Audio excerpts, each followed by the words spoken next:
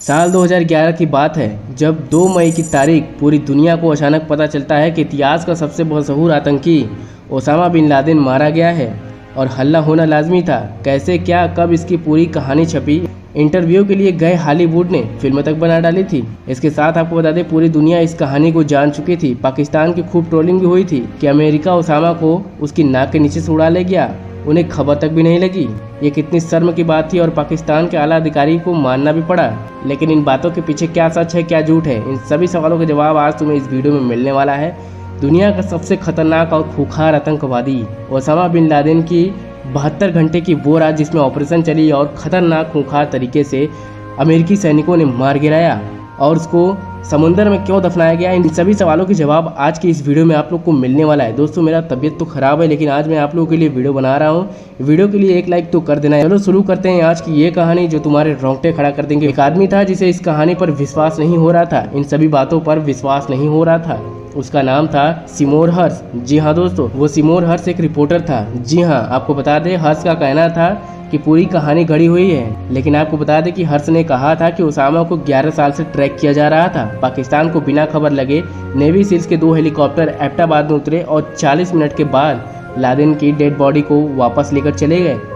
इसी के साथ आपको बता दें कि सिमोर हर्ष के लिए ये सब झूठ था। वो बंदा इन सभी बातों पे विश्वास नहीं कर रहा था, उसे ये सब झूठ लग रहा था। लेकिन आपको बता दें कि दुनिया में तमाम कॉन्स्पिरेसी थ्योरी चलती है, इसलिए सिमोर हर्ष इस बात को लेकर विश्वास नहीं कर रहा था। इसी के साथ आपको बता दें कि सिरफिरे का बड़बोलन समझ लें तो कुछ अचरज नहीं था। लेकिन उनकी बात खारिज करने से पहले ये जान लीजिए कि सिमोर हर्ष आखिर है कौन जो लादेन के डेथ पर इतनी बड़ी टिप्पणी कर दी। जी हाँ दोस्तों, तो उसके बारे में भी जान लेते हैं कि आखिर है कौन सिमोर। सिमोर पेशे से एक खोजी पत्रकार है। उन्होंने वियतनाम युद्ध के दौरान अमेरिकी सेना द्वारा निहत्थे लोगों के नरसंहार पर पर्दाफाश किया था, जिसके लिए उन्हें पुलित्जर पुरस्कार से नवाजा भी गया था। और साल 2004 में उन्होंने इराक में अमेरिकी सैनिकों द्वारा कैदियों के उत्पीड़न का खुलासा भी किया था। इसके अलावा उनकी खोजी पत्रकारिता में ऐसे कई उदाहरण हैं जिनके लिए उन्हें कई दर्जनों से ज्यादा पुरस्कार मिल चुके हैं। अब जानिए हर्ष ने लादेन की मौत पर क्या खुलासा किया। इसके पीछे का भी जो सच है वो सुनकर तुम्हारे रोंगटे खड़े हो जाएंगे। साल 2015 में लंदन के रिव्यू ऑफ बुक्स में उनका एक लेखा छपा। इसमें सिमोर बताते हैं कि अमेरिकी प्रशासन के उनके सूत्रों ने बताया कि पाकिस्तान आर्मी के जनरल अशफाक परवेज कयानी और ISI के तत्कालीन हेड असमत शुजा पाशा को इस ऑपरेशन की पूरी खबर थी, ऐसा सिमोर का कहना है। आपको बता दें इस मामले पर उन्होंने पाकिस्तान में ISI के पूर्व हेड असद दुर्रानी से बात भी की थी। उन्होंने इस बात की तस्दीक भी की थी कि उनके सूत्रों के अनुसार पाकिस्तान में आर्मी के उच्च पदों पर बैठे लोगों को लादेन की पूरी खबर थी या नहीं।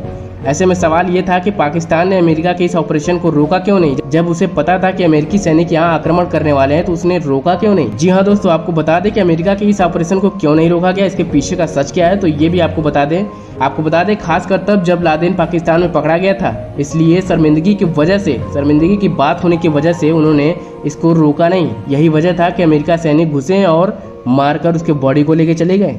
इसी के साथ आपको बता दें कि सिमोर बताते हैं कि प्लान कुछ और था लेकिन आखिर में अमेरिका ने गच्चा दे दिया। हाँ भाई, लादेन को साल 2006 में ISI की शरण मिली हुई थी और उसके लिए सऊदी अरब से खर्च भी मिल रहा था। आधिकारिक नैरेटिव के अनुसार अमेरिकी खुफिया एजेंसी CIA लंबे समय से एक आतंकी पर नजर रखी हुई थी जो उन्होंने एबटाबाद वाले उस बंगले तक ले गया जहां लादेन रहा था।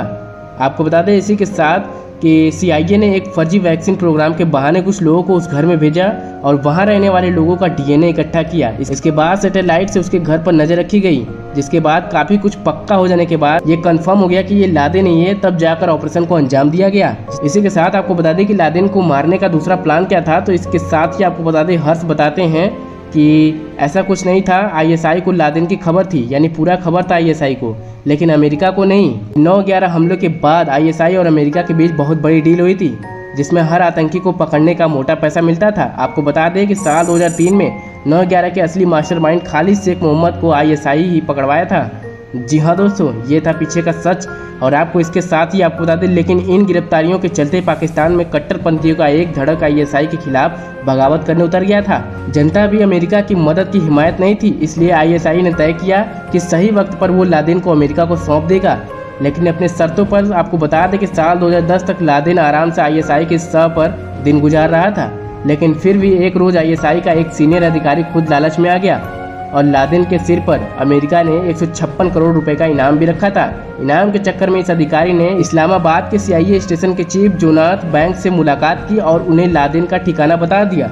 जी हाँ दोस्तों, इसी के साथ आपको बता दें साल 2014 में एक पाकिस्तानी अखबार ने दावा किया था कि इस अधिकारी का नाम ब्रिगेडियर उस्मान खान था, जिनकी 2014 में ही मौत हो गई थी। आपको बता दें कि ISI को लादेन की पूरी खबर थी। ये दावा कुछ और लोगों ने भी किया था। मसलन आपको बता दें कि न्यूयॉर्क टाइम के पत्रकार गॉल ने एक खबर में दावा किया था कि लादेन ISI के संरक्षण में रह रहा था और NBC न्यूज ने भी यह खबर छापी थी कि एक ISI अफसर ने CIA को लादेन की खबर दी है।